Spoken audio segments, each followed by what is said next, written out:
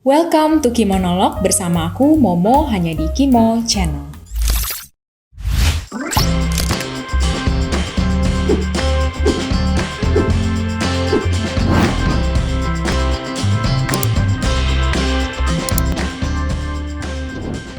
Kimonolog adalah segmen di Kimo Channel yang ngebahas tentang beragam fenomena kehidupan kita sehari-hari, terutama kita-kita yang sedang berada dalam usia produktif. Tujuannya supaya kita bisa sama-sama belajar dari pengalaman hidup aku, kamu, dan orang-orang lain di sekitar kita. Topik kita kali ini, Impostor Syndrome.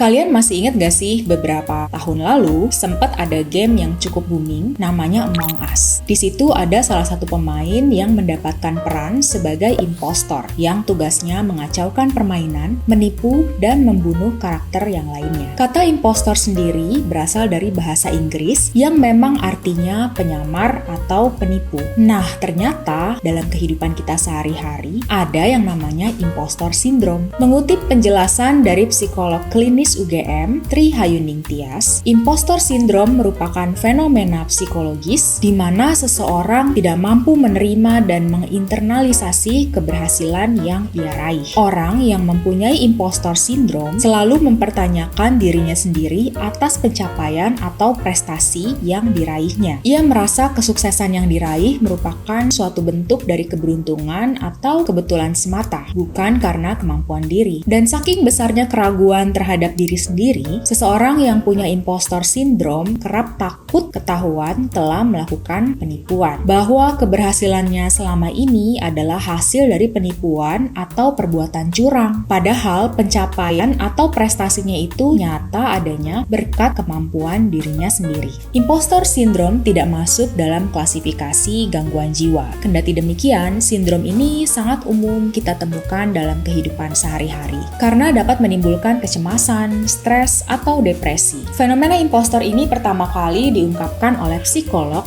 Rose Clance dan Susan Imes pada tahun 1978. Clance dan Imes menemukan bahwa sindrom ini banyak dimiliki oleh wanita-wanita cerdas yang punya pencapaian tinggi.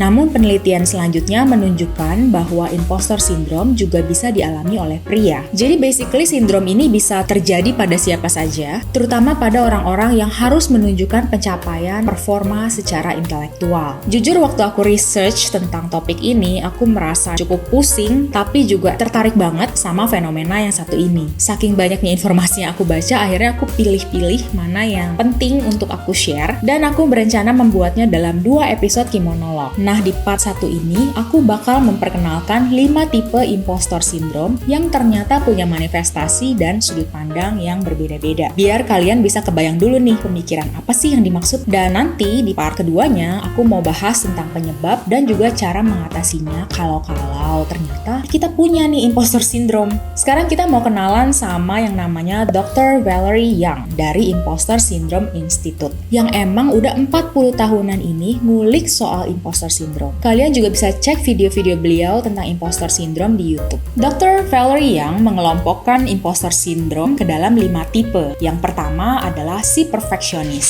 Si perfeksionis adalah tipe impostor syndrome yang tidak bisa menerima kesalahan atau kegagalan. Mereka biasanya ngeset target yang sangat tinggi untuk dirinya sendiri dan juga orang lain. Apabila mereka melakukan kesalahan atau gagal mencapai target yang ditentukan, mereka akan langsung meragukan kemampuannya sendiri. Maka supaya terhindar dari kesalahan, mereka akan berusaha memastikan segala sesuatunya hingga detail-detail terkecil sekalipun. Sehingga tak jarang mereka melakukan over-planning, over-preparing, dan overthinking. Dan ini juga berlaku ketika si perfeksionis berada dalam posisi sebagai pemimpin. Karena perasaan takut gagal itulah, pemimpin yang perfeksionis cenderung menjadi control freak, kurang percaya pada kemampuan timnya, dan merasa kalau mau segala sesuatunya berjalan dengan baik dan benar, mereka harus melakukannya sendiri. Nah, kalau kamu mau tahu apakah kamu termasuk si perfeksionis, coba jawab pertanyaan ini. Apakah kamu merasa semua pekerjaan kamu harus 100% sempurna? Ketika hasil pekerjaan kamu meleset dari target, apakah kamu langsung menuduh diri sendiri tidak becus jenius atau tidak cocok dengan pekerjaan itu lalu merenungkannya selama berhari-hari? Ketika bekerja, apakah kamu termasuk yang sulit mendelegasikan pekerjaan kepada orang lain? Dan ketika mendelegasikan pekerjaan, apakah kamu merasa frustrasi dan tidak puas dengan hasilnya?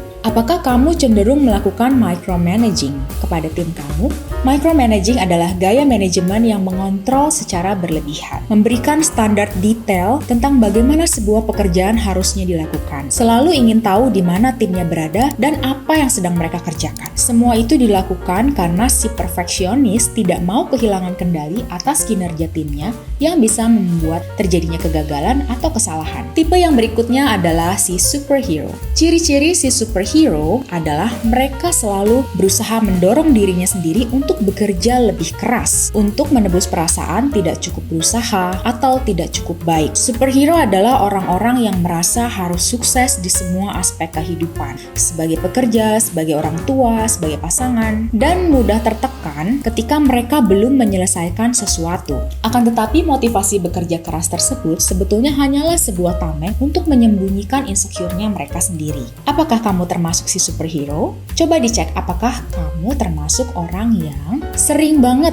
pulang paling akhir di kantor, selalu mencari-cari pekerjaan atau berusaha untuk terus bekerja meskipun jam kerjanya sudah lewat, merasa stres kalau nggak ngapa-ngapain, dan merasa waktu istirahat adalah sia-sia. Seringkali mengorbankan hobi atau kesenangan kamu demi terus bekerja. Apakah kamu seringkali merasa belum punya pencapaian apa-apa, sehingga kamu merasa tertekan untuk terus bekerja lebih keras dan lebih lama daripada orang lain untuk membuktikan bahwa kamu berharga? Tipe impostor syndrome yang berikutnya adalah natural genius. Dr. Yang mengatakan bahwa orang-orang yang natural genius punya keyakinan bahwa mereka harusnya jenius dari sananya. Mereka biasanya menjudge kemampuan diri berdasarkan kemudahan dan kecepatan dalam menguasai sesuatu. Mereka akan merasa malu atau kurang kompeten ketika mereka membutuhkan waktu lama untuk melakukan sesuatu. Agak mirip dengan si perfeksionis, si natural genius ini juga punya standar yang sangat tinggi. Namun bedanya natural genius juga mengukur kecepatan dan ketepatan sebuah pekerjaan pada percobaan pertama.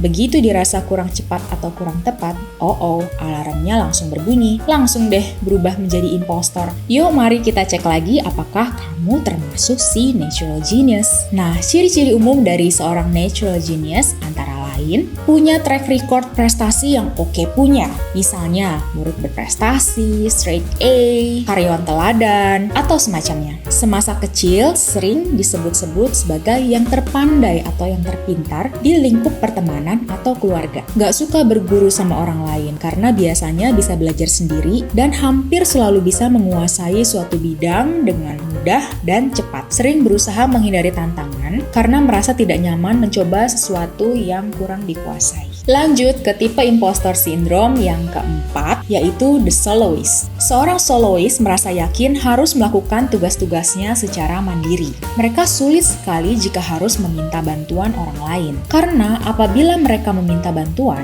mereka akan merasa malu kedoknya terbongkar dan akhirnya merasa gagal atau tidak kompeten. Tepat di momen ketika mereka melibatkan orang lain, mereka akan otomatis berpikir bahwa keberhasilan yang mereka capai sejauh ini hanyalah tipuan belaka.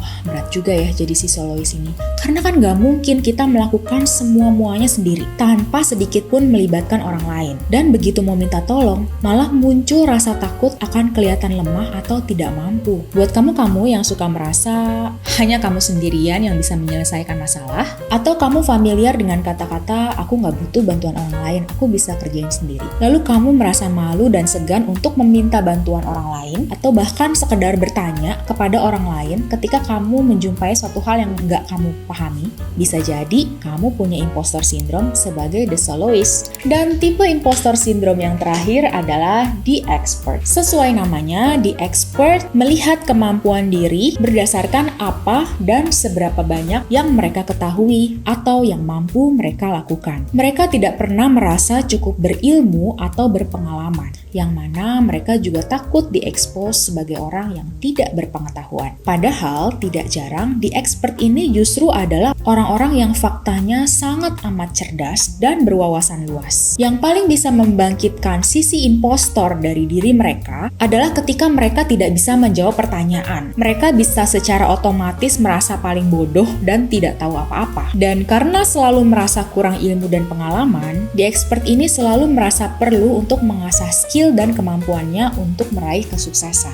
Well, sebenarnya sih nggak sepenuhnya buruk. Tapi siapa sih manusia yang bisa tahu segala-galanya di dunia ini? Dan mungkin bagi orang yang kenal dekat sama sosok The Expert ini, bisa sampai berprasangka, ini orang kok kayaknya kurang bersyukur ya. Udah sehebat itu, sepintar itu, sejago itu, tapi tetap aja merasa nggak ada apa-apanya. Nah, apakah kamu juga punya sosok The Expert ini? Apakah kamu orang yang malu melamar pekerjaan jika nggak semua point requirements-nya bisa kamu penuhi? Apakah kamu orang yang selalu mencari training atau sertifikasi karena berpikir kamu butuh meningkatkan skill untuk bisa sukses? Pernah nggak kamu udah melakukan suatu pekerjaan untuk jangka waktu yang lama, tapi kamu tetap aja merasa belum tahu apa-apa?